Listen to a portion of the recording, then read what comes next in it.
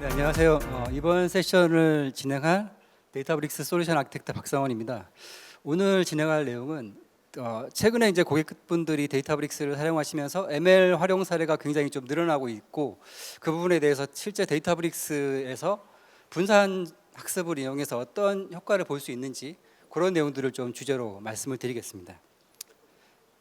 먼저 이 내용을 굉장히 많이 보시는데요. 여기까지는 저희가 이제 그냥 어떤 메시지가 되는 거고, 실제 기업들은 이걸 하기 위해서 돈을 투자하거나 자원과 비용을 투자하고 있죠. 그러면 이걸 하기 위해서 실제 어떤 행동을 해야 되는지, 그리고 AI, ML을 분산한다는 게 이렇게 AI 기업이 되기 위해서 어떤 혁신을 이루기 위해서 어떤 역할을 하는 건지가 제일 중요해서 그런 내용을 한번 다뤄보겠습니다. 그래서 가장 어떤 이상적인 상황은 기업에 문제가 있을 때 굉장히 어떤 혁신적인 아이디어를 적용을 해서 AI 모델이 될 수도 있고 여러 가지 방법이 될 수 있겠죠. 그래서 비즈니스 경쟁력을 확보할 수 있을 만한 그런 가치를 확보해서 결국 AI 기반의 차별화된 기업이 되는 건데, 기존의 기업들은 이렇게 아이디어에 굉장히 많은 투자를 전문가에게 하거나 특정 어떤 컨설팅을 받거나, 그래서 하나의 소수의 아이디어에 굉장히 많은 비용을 투자해서 해와서 그래서 기업을 이끌어 왔습니다. 하지만 최근에 어떤 추세를 보면 이런 하나의 아이디어만으로 기업을 바꾸는 건 굉장히 어렵고, 굉장히 많은 아이디어들이 결국 기업의 어떤 근본적인 변화를 일으킨다라는 얘기를 하고 있기 때문에, 어떻게 하면 기업 내에서 더 많은 실험과 아이디어들이 문제를 해결할 수 있도록 환경을 제공하느냐가 굉장히 중요한 상황이 되고 있고, 그 첫 번째 단계에서 더 많은 데이터 분석가들이 일을 할 수 있는 환경, 그리고 분석가들이 그 데이터 분석을 할 수 있는 실험 환경들도 굉장히 많아야 되고, 그리고 단순히 데이터 전문가에게만 어떤 이런 역할을 주는 게 아니라 기업의 전문가들, 일반 임직원들이다 할지라도 기업의 데이터를 잘 아시는 분들이 더 쉽게 내가 실험을 해볼 수 있는 환경이 더 중요하다는 얘기를 하고 있습니다. 한마디로 더 많은 실험이 더 많은 어떤 시도를 하게 되고, 그로 인해서 비즈니스에 실질적인 영향을 미치게 된다.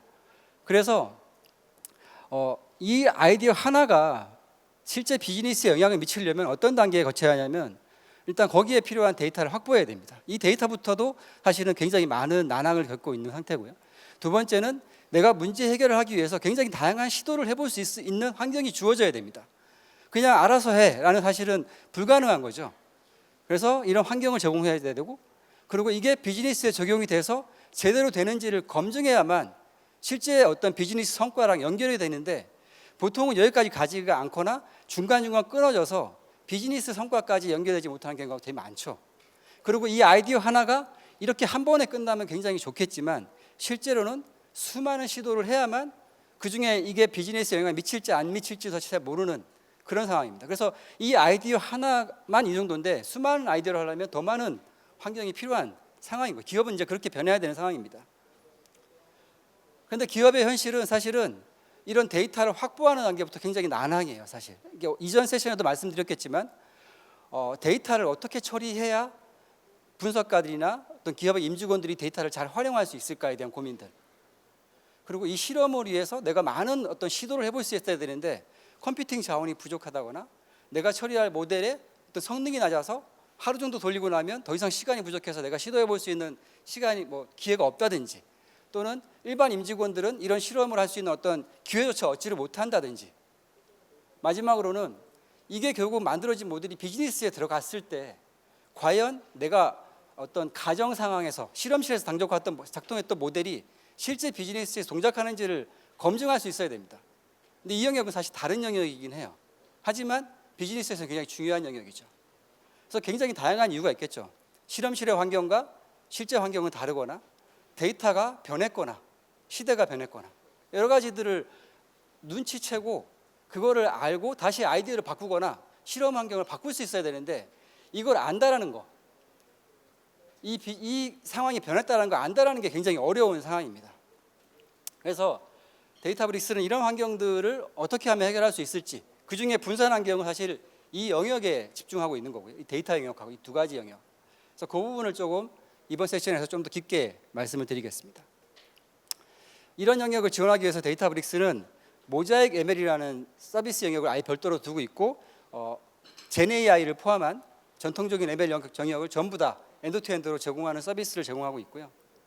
그 모자이크 ML의 세부 내용들을 보면 데이터가 필요한 데이터를 찾는 영역부터 AI를 실험할 수 있는 환경, 그리고 비즈니스에 적용할 수 있는 이 모든 영역을 다 하나씩 서비스로 제공하고 있습니다. 그래서 데이터 영역은 아까 보셨던 뭐 DLT라든지 워크플로우라든지 노트북 분석 환경들이 있고, 여기서 발생한 모든 데이터들은 하나의 자원으로 다 안전하게 거버넌스 하에서 관리가 됩니다.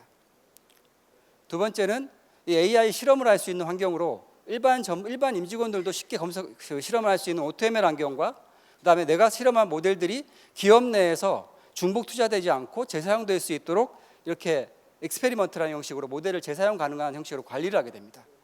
그리고 마지막으로 이 모델이 배포됐을 때 실제 이 모델이 제대로 동작하고 있는지, 그리고 이 모델은 어떤 데이터에서 와서 모델이 만들어졌는지, 이 상황을 아는 게 굉장히 중요하거든요. 모델에 학습된 데이터, 그러니까 모델을 만들게 된 그 데이터가 어디서 출발했는지를 모르면 이 모델에 문제가 생겼을 때 대응하기가 굉장히 어려울 수밖에 없습니다. 그리고 마지막으로 이렇게 비즈니스 상에 적용됐을 때 그 비즈니스가 정말 성과를 내고 있는지를 측정하는 거, 그건 결국 일반적인 소프트웨어와 다르게 모델은 시간에 따라 변할 수밖에 없는 그런 서비스예요. 그래서 이 모델에 드리프트가 발생하고 있는지 아닌지, 또는 데이터에 드리프트가 발생하고 있는지 아닌지, 한마디로 내가 가정했던 상황과 실제 비즈니스 상황이 변한 게 아닌지를 파악할 수 있어야 됩니다. 자, 그럼 첫 번째 데이터 영역부터 하나씩 보겠습니다. 지금까지 기업에서 얘기했던 데이터는 특정 전문가들 중심의 데이터 활용이 대부분이었어요. 그래서 기업 임직원들한테 파이썬을 배워라, SQL을 배워라, 뭐 툴을 배워라라고 얘기를 할 수밖에 없던 상황이었죠. 그런데 지금 이제 아까 말씀드렸던 뭐 IQ, 데이터브릭스 IQ 같은 제품이 오면서 기업 전체의 데이터에 대해서 직원들이 쓰는 업무 용어로 데이터를 검색할 수 있게 됐습니다. 그러면서 어떤 데이터에 대한 어떤 민주화, 대중화를 이룰 수 있는 그런 기반이 만들어지게 된 거고요. 그 첫 번째 사례로 어떤 데이터가 필요할 때, 기존에는 데이터가 필요한 조직에 가서 물어보거나 엑셀 자료를 찾아보거나 또는 약간 아웃데이트된 데이터를 보면서 데이터가 제대로 찾기 힘든 상황이었다면, 지금은 아까 저희가 이제 인텔리전스 엔진이라는 걸 통해서 자연어로 검색을 하게 되면 그 자연어, 내가 요구한 자연어에 해당하는 그 용어들이 있는 테이블을 알아서 찾아줍니다. 그래서 여기 사례 같은 경우는 데이터브릭스 내에서 쓰는 어떤 UCG라는 게 데이터브릭스 내에서는 네포스라든지 또는 DBU라는 게 매핑된다라는 걸 자연어는 그 맥락을 이해하고 있기 때문에 데이터브릭스 내에서는 데이터가 내가 필요한 게 뭔지 바로 찾을 수 있고요. 또는 기업 내에 데이터가 없다 하더라도 데이터브릭스 페더레이션 기능을 쓰면 데이터브릭스 바깥에 있는 데이터들도 내 데이터인 것처럼 한 번에 검색하실 수가 있습니다. 그러면서 데이터에 대한 어떤 락인이 풀리게 되는 거죠. 훨씬 더 활용할 수 있는 데이터가 많아지는 거예요. 그 얘기는 내 아이디어를 검증할 수 있는 백데이터가 더 많아진다는 얘기가 되는 겁니다. 그리고 굉장히 어려워하는 것 중에 하나가, 우리가 업무 전문가들한테 BI 대시보드를 줘도 그 BI 대시보드 자체가 어려우신 분들이 많아요. 그분들은 테이블 명을도 모르기 때문에 테이블 명을 알아야 데이터를 조회할 수 있는데, 지금 같은 이 대시보드를 보시면 테이블 명을 몰라셔도 됩니다. 내가 업무용어로 내가 필요한 그 설명을 하면 알아서 그 테이블을 찾아서 대시보드를 그려주기 때문에 빠르게 데이터에 대한 파악을 하는데 굉장히 유리한 환경이 될 수가 있습니다. 그렇게 데이터가 확보됐다고 하면 이제는 그 데이터로 실험을 해야 되겠죠. 그래서 실험을 할 때는 일단 첫 번째는 일단 데이터 전문가들을 위한 실험 환경도 굉장히 중요하겠죠. 그분들이 많은 역할을 하기 때문에. 그래서 이분들을 위해서 데이터 피처를 만들고 모델을 학습할 때 굉장히 많은 하이퍼 파라미터 최적화를 해야겠죠. 그렇게 만든 데이터를 가지고 평가하고 인퍼런스하는 이 모든 단계에서 혼자만 작업하는 게 아니라 기업 내 데이터 분석가들이 협업할 수 있게 제공을 해주고요. 두 번째는 일반 임직원들이 할지라도 내가 아이디어만 있다고 하면 일단 데이터 전문가만큼의 어떤 복잡한 ML 모델은 아니다 하더라도 빠르게 내 아이디어를 검증할 수 있는 환경 자체는 제공을 해줘야 됩니다. 저희는 그거를 데이터브릭스 OTML이라는 방식으로 지원을 하고 있고요. 그리고 데이터를 분석한다는 거는 결국 굉장히 많은 다양한 ML 플랫폼 또는 ML 패키지 프레임워크들을 쓸 수밖에 없는 상황입니다. 근데 그것들을 설치하느라고 또는 설치하면서 발생하는 오류들을 해결하느라고 시간을 보낼 수 있기 때문에 데이터브릭스는 ML 전용 런타임이라는 걸 제공하게 되고, 이 런타임 안에는 ML에 필요한 거의 모든 패키지가 자동으로 설치가 되어 있습니다. 한마디로 내가 GPU를 사용할 때 쿠다 패키지 설치하느라고 시간을 낭비할 필요가 없다라는 얘기죠. 그리고 데이터브릭스는 굉장히 많은 단계, 엔드투엔드라고 말씀드렸지만 데이터가 준비되고 학습하고 튜닝하고 인퍼런스하고 그 결과를 모니터링할 수 있는 모든 단계의 데이터브릭스만의 차별화된 서비스를 제공하고 있는데요. 첫 번째가 결국은 데이터이기 때문에 데이터에 대한 처리 성능을 높여야 됩니다. 두 번째는 피처 엔지니어링을 할 때 이 피처라는 거 결국은 데이터 변환 작업이 데이터가 많아지면 느려지면 안 되는 상황이고요. 많아져도 빠르게 할 수 있게끔 데이터를 분산 처리할 수 있게 제공하고 있고요. 그리고 모델을 학습하고 최적화하는 과정에서도 분산 학습을 통해서 모델 자체를 분산 학습하는 방법과 굉장히 많은 모델들을 동시에 만들어내는 이 두 가지가 동시에 필요합니다. 그리고 인퍼런스 할 때조차도 데이터를 인퍼런스하는 양이 한 달에 한 몇십억 건 또는 몇천억 건에 해당하는 인퍼런스가 필요한 경우도 있거든요. 그랬을 때도 굉장히 빠르게 모델을 인퍼런할 수 있는 환경이 제공하고, 마지막으로 이렇게 만들어진 모델들이 실제 비즈니스에서 제대로 동작할 수 있는지를 확인하는 것, 이 단계까지가 돼야 실제 ML의 문제를 해결할 수 있다고 저희는 얘기를 하고 있습니다. 그다음 첫 번째, 이 피처 영역에서 데이터브릭스는 분산 처리를 하기 위해서 어떤 걸 지원하는지. 기존의 데이터 사이언티스트들이 제일 많이 사용하는 게 판다스입니다. 근데 판다스는 제일 잘 아시는 문제가 있어요. 그러니까 싱글 CPU 기반의 성능, 메모리 이슈가 반드시 발생할 수밖에 없기 때문에, 그래서 많은 사람들이 스팍을 쓰라고 하지만 이 스팍을 바로 바꿀 수가 없어요. 왜냐하면 판다스를 쓰시는 분들이 파이스팍으로 코드를 바꾼다는 자체도 굉장히 도전이고 또 다른 문제를 일으킬 수 있기 때문에, 그래서 데이터브릭스는 판다스 API를 그대로 가능한 사용할 수 있게 하면서 분산할 수 있게 해주는 방법들을 제안하고 있습니다. 그게 판다스 온 API, 판다스 API 온 스팍이라는 게 있습니다. 그래서 판다스 API를 그대로 쓰는데 스팍처럼 분산 처리가 되는 거라고 보시면 되고요. 그리고 두 번째는 데이터 엔지니어들은 복잡한 데이터 변환 과정을 거치게 되는데 그때마다 또 파이스팍으로 바꾸는 게 어렵기 때문에 여기서는 판다스 UDF, 벡터라이저 UDF라고 부르는 그런 기능들을 저희가 제공하고 있습니다. 이 역시 판다스 API를 그대로 가능하면 최대한 활용하면서 데이터를 분산하는 그런 방법입니다. 그럼 이것들을 하나씩 좀 보겠습니다. 먼저 판다스 API를 그대로 썼을 때 일단 메모리 문제, 데이터가 많아지면 반드시 메모리가 생기고요. 그 다음에 데이터를 순차적으로 한 번씩만 처리하기 때문에 데이터가 많아지면 단순히 CPU, 싱글 CPU 하나로는 성능이 무조건 느릴 수밖에 없습니다. 그런데 판다스 API 온 스팍을 쓰게 되면 일단 데이터가 여러 노드에 분산이 되고요. 분산된 노드 안에서 병렬로 처리되기 때문에 분산 정도에 따라서 훨씬 더 빠르게 처리를 할 수 있겠죠. 그럼 이걸 실제 코드를 비교해 보면 이게 판다스 API를 쓴 거고요. 두 번째는 판다스 API 온 스팍을 쓴 겁니다. 나머지 코드는 똑같아요. 그럼에도 불구하고 약 7억 8천만 건의 파켓 파일을 읽어서 카운트하는데 얘는 300초 정도가 걸렸고요. 얘는 18초 정도가 걸린 겁니다. 그래서 API를 그대로 활용하면서 더 빨리 처리할 수 있다는 거고요. 두 번째는 이 판다스 API 온 스팍을 쓰게 되면 내부적으로 SQL 데이터 프레임을 SQL로 분석할 수 있는 방법도 제가 디폴트로 제공을 하고 있습니다. 좀 더 이제 친숙하게 간단하게 데이터를 분석할 수 있는 방법을 제공해 드리는 거죠.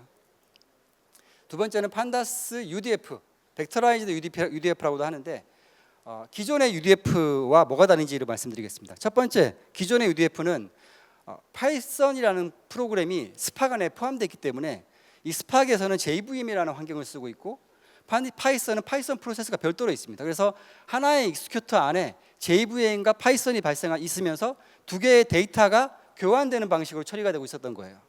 그 얘기는 뭐냐면 다른 시스템 간의 교환이 되면 반드시 직렬화와 역직렬화가 필요하기 때문에 성능에 영향을 줄 수밖에 없습니다. 그리고 이 데이터가 한 건씩 처리되기 때문에 얘도 별로 효율적이지가 않아요. 그래서 저희가 만든 판다스 UDF는 아파치 에어로우라고 굉장히 유명한 어떤 그 데이터 교환 프로토콜인데 직렬화가 없이 데이터를 전달할 수 있는 방법입니다. 그러면서 이 역직렬화와 직렬화가 빠지면서 발생하는 굉장히 빠른 성능과 두 번째는 벡터 연산으로 한 번에 배치 처리를 할 수 있는 그 두 가지 장점 때문에 성능이 어마어마하게 빨라질 수가 있습니다. 그래서 이걸 쓴 사례를 한번 보시면 간단하게 이 UDF로 만든 함수와 판다스 UDF로 만든 함수인데 굉장히 간단한 연산이에요. 그냥 플러스 1만 하는 4층 연산 중에 하나임에도 불구하고 얘가 3.8초 걸리던 게 1.3초 정도로 줄어들었습니다. 그런데 이게 만약에 좀 더 복잡한 연산, 얘 같은 경우는 누적 분포 함수라고 해서 통계 함수거든요. 이런 복잡한 함수를 쓰게 되면 성능 차이가 어마어마하게 늘어날 수밖에 없습니다. 물론 이건 비즈니스 케이스마다 다르겠지만요. 자, 그러면 두 번째는 분산 학습하는 방법. 이 분산 학습도 두 가지 형식으로 나눌 수가 있는데요. 일단 첫 번째, 분산 학습이 왜 필요하냐면 기존의 어떤 분산 프레임워크도 많이 쓰는 분산 프레임워크의 대부분은 분산 기능들을 지원하지 않기 때문입니다. 그래서 저희가 이렇게 여러 가지 대체제를 찾게 되는데 그 중에 스파게멜을 기준으로 말씀을 좀 드리겠습니다. 일단 분산하는 첫 번째 방식은 하나의 모델을 만드는데 데이터가 너무 많아서 데이터를 분산해서 하나의 모델을 만드는 방식입니다. 두 번째는 굉장히 많은 모델들을 만들어야 되는 경우예요. 한 가지는 하이퍼 파라미터를 최적화하기 위해서 하나의 모델에 파라미터 변수만 바꿔서 하는 방식이 있을 거고요. 또는 두 번째는 멀티 모델이라고 해서 상품별로 동일한 모델의 상품만 바꿔서 계속 학습시키는 방법이 있을 겁니다. 그걸 조금 더 구체적으로 보시면 첫 번째 데이터를 분산해서 학습하는 방법. 이걸 하기 위해서는 약간 몇 가지 자료 구조 또는 학습 방식의 변화가 있어야 되는데요. 첫 번째는 우리가 일반적으로 많이 썼던 피처들을 칼럼 방식으로 두는 게 아니라 하나의 벡터 칼럼 형식으로 만들어야만 좀 더 성능이 빨라지고요. 두 번째는 이렇게 벡터 칼럼을 만든다 하더라도 데이터 중에 수많은 널들과 어떤 0값들이 있어요. 그런 값들은 최대한 압축해서 데이터를 처리할 수 있도록 만들어주는 스파스 벡터 형식으로 바꾸는 작업들을 저희가 가이드하고 있습니다.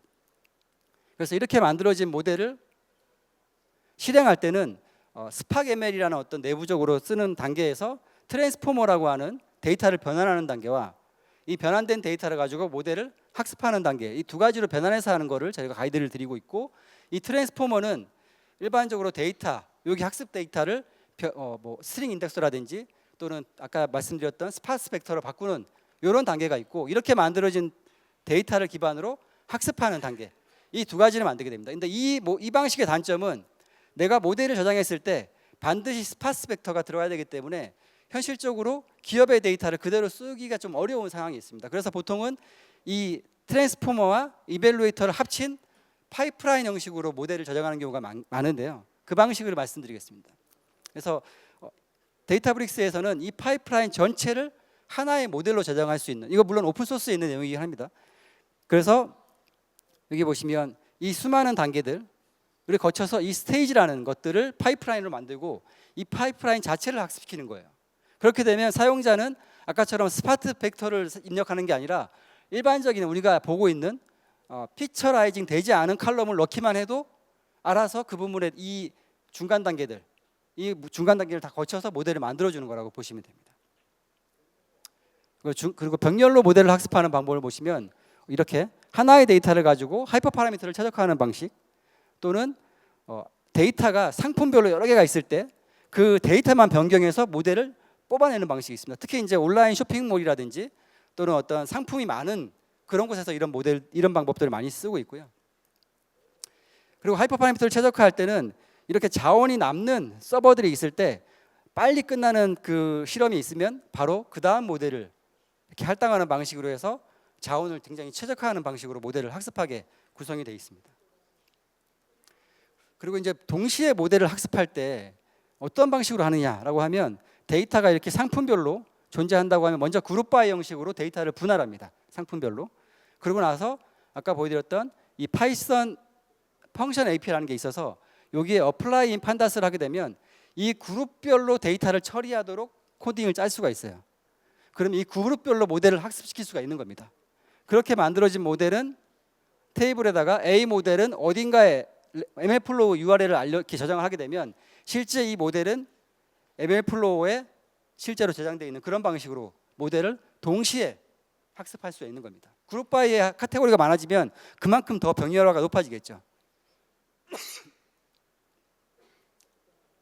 그래서 이 방식도 코딩을 보시면 굉장히 간단합니다. 먼저 데이터가 카테고리를 정의하시고 그 다음에 그룹 바이를 카테고리를 하신 다음에 apply and pandas에 학습시킬 함수만 지정하시면 돼요. 그러면 이 함수 내에서는 모델을 학습하는 코드가 실행이 되고 모델을 저장하겠죠. 이거를 가지고 여러 가지 방식으로 여러분들이 활용하실 수가 있는 겁니다. 인퍼런스 할 때도 똑같이 분산해서 처리할 수 있는 방법을 제공하고 있는데, 첫 번째 배치 방식으로 인퍼런스 하는 방식과 서버리스 방식, 그러니까 API 방식으로 하는 방식 두 가지를 저희는 지원을 하고 있습니다. 그래서 데이터브릭스 모델은 단순히 그냥 우리가 알고 있는 ML뿐만 아니라 저희가 오전부터 보여드렸던 파운데이션 모델 LLM 응역과 익스터널 모델까지 다 같이 얘기를 하고 있고, 이번 세션에서는 ML 모델, 우리가 전통적으로 알고 있는 그런 모델에 좀 집중해서 말씀을 드리겠습니다. 데이터브릭스에서 학습한 모든 모델들은 사용자가 일단 지정을 하면 모델 레지스트리라는 곳에 그대로 저장이 됩니다. 여기에는 모델이 재현 가능한 방식으로 저장이 돼 있고, 이 모델은 ML플로우 모델 포맷이라고 하는 오픈 포맷이에요. 데이터브릭스 전용 포맷이 아니라 이 방식으로 여러분들이 다운로드 받을 수가 있습니다. 그래서 이걸 가지고 배치 인퍼런스를 할 것인지, 리얼 스트리밍 인퍼런스를 할 것인지, 또는 온라인 인퍼런스를 할 것인지를 결정할 수가 있는 거죠. 그 중에서 저희가 볼 것은 이 배치와 온라인 이 두 가지를 오늘 볼 겁니다. 그래서 먼저 배치 인퍼런스를 할 때 똑같습니다. 인퍼런스 할 데이터가 이렇게 많이 있는데 얘가 카테고리별로 분류 가능한 거라고 하면 먼저 그룹 바이로 데이터를 분류를 하게 되고, 똑같이 apply pandas 이번엔 predict 함수를 호출하는 거죠. 그러면 이 함수에서는 이 모델을 로딩해서 예측을 해야 되기 때문에 ML플로우에 저장되어 있는 모델을 로딩하게 됩니다. 각각. 근데 이때 이제 장점이 뭐냐면, 보통은 데이터 파티션이라고 하죠. 그러니까 데이터가 파티션이 많이 돼 있으면 모델을 많이 로딩해야 되는데, 이 어플라이인 판다스 형식으로 모델을 로딩하게 되면 이 그룹별로 모델을 한 번만 로딩하면 되기 때문에 모델 로딩에 대한 비용이 굉장히 줄어들 수 있습니다. 그리고 그 결과를 배치 형식으로 백렬로 예측을 하기 때문에 인퍼런스 속도도 굉장히 높아질 수가 있습니다. 이 코드도 굉장히 아까 똑같고요. 여기 보시면 그룹 바이까지 똑같고 호출하는 함수만 달라질 뿐이에요. 그래서 프레딕트 할 때는 ML플로우에 있는 모델을 로딩을 해서 그 모델이 로딩한 결과값을 이 칼럼에다가 프리딕션 칼럼에다가 지정을 하는 겁니다. 그리고 이제 이렇게 배치 방식이 아니라 좀 온라인으로 바로바로 내가 모델을 서빙하고 싶을 때는 저희는 그 모델 서빙 서버리스 방식으로 제공하고 있고, 사용자는 내가 서빙할 모델을 선택하고 버전을 선택한 다음에 얘가 CPU 기반의 모델 인퍼런스인지 GPU를 쓰는 건지를 확인하고, 그 다음에 동시 처리 그 범위를 지정하고 스케일 제로를 하게 되면 사용량이 없으면, 그러니까 한마디로 추론이 없으면 비용이 안 나가는 그런 구조로 하실 수가 있습니다. 그래서 굉장히 단순하면서 이 모델 자체가 통합 거버넌스로 관리되기 때문에 접근 제어, 권한 관리까지 다 같이 지원하는 방식이고요. 그렇게 만들어진 모델이 서빙된 이후에는 실제로 이 모델의 어떤 서빙 성능에 대해서 예측이 가능해야 되잖아요. 그래서 그러니까 인퍼런스 가능한 모델 UI를 제공합니다. 그래서 엔드포인트 UI, 그리고 멀티 모델 서비스도 가능합니다. 한마디로 그 URL은 똑같은데 내부적으로 A 모델과 B 모델을 서로 번갈아 가면서 할 수 있는 거죠. 그러면 그 번갈아 가는 기준은 여기에 트래픽에서 지정이 가능한 겁니다. 그래서 신규 A 모델이 신규 이전 모델이고 B 모델이 신규 모델이라고 하면 처음에는 A 모델의 90%의 트래픽을 보내고 얘는 10%만 보내다가 B 모델이 안정화에 접어서면 A 모델에는 0만 보내는 거죠. 그러니까 안 보내는 거죠. 그런 식으로 이제 모델을 점진적으로 업데이트하실 수도 있고요. 그리고 모델의 어떤 처리 성능까지 확인하실 수가 있습니다. 그리고 이제 그 모델이 잘 서비스된다는 것과 실제 그 모델이 비즈니스 성과를 내고 있냐는 다른 문제거든요. 그거를 측정할 수 있는 게 레이크하우스 모니터링이라는 어떤 서비스입니다.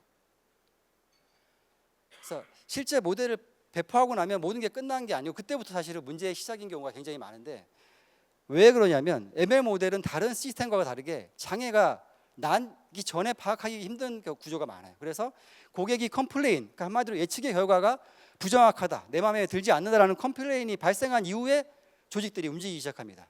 근데 그 조직들이 다 달라요. 데이터를 만든 팀, 모델을 학습한 팀, AI를 서비스하는 팀. 그리고 이 팀들이 동일한 어떤 일관된 모니터링 도구를 쓰지 않기 때문에 어디서 문제가 생겼는지 각자의 어떤 기준으로 설명하기 때문에 원인 파악이 굉장히 어렵습니다.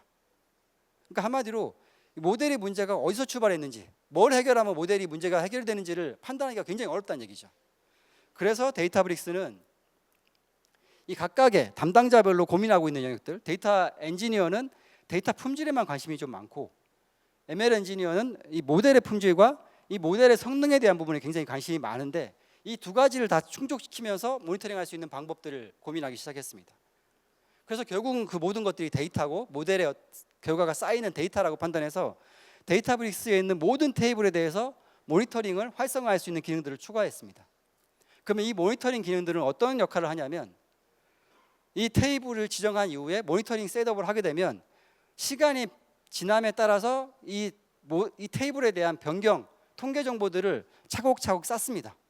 그렇게 되면 이 프로파일링 테이블에 쌓여 있는 일반적인 통계값들, 표준 편차라든지 널 값이라든지 뭐 퀀타이라든지 또는 이 테이블에 쌓여 있는 어떤 클래시피케이션 모델 예측 정확도라든지 이런 것들을 시간의 흐름에 따라 계속 쌓으면서 이런 통계치가 변하고 있는지를 측정하게 되고요. 첫 번째. 두 번째는 이 통계값을 기반으로 해서 드리프트가 발생했는지 안 했는지를 측정합니다. 이 드리프트를 발생하는 수많은 알고리즘들을 제가 지원을 하고 있고 이걸 이용해서 만약에 프로파일 테이블과 드리프트 테이블을 볼 수 있는 대시보드를 제가 제공하는데 이 대시보드에서 문제가 있다, 드리프트가 발생했다고 판단되면 즉각적인 대체를 할 수 있는 기능들을 제가 제공함으로써 사용자가 문제를 인식하고 컴플레인을 하기 전에 대체 가능한 서비스를 제가 제공하려고 합니다. 그래서 이게 이제 대시보드 같은 거고요. 그래서 내가 특정 테이블을 지정하고 거기에 모니터링 세팅을 하게 되면 어떤 드리프트가 발생하고 있는지 그리고 데이터에 대한 어떤 프리딕션이나 리퀘스트가 어떻게 증가하고 있는지 이런 것들을 확인할 수 있고 그걸 넘어섰을 때 바로 얼럿을 보낼 수 있는 그런 성능적인 기능들을 제공하고 있습니다. 그래서 궁극적으로 데이터브릭스는 이런 AI든 뭐든 기업이 어떤 비즈니스를 하기 위해서 아이디어를 쉽게 검증하고 적용할 수 있는 그런 환경을 만들기 위해서 데이터를 검색하고 활용하고 더 많은 실험을 더 빠르게 할 수 있게 해주면서 실질적인 비즈니스 기반의 혁신을 할 수 있도록 AI 기반의 혁신을 할 수 있도록 최대한 많은 서비스를 제공하고 있습니다. 네, 여기서까지 발표 마치겠습니다. 감사합니다.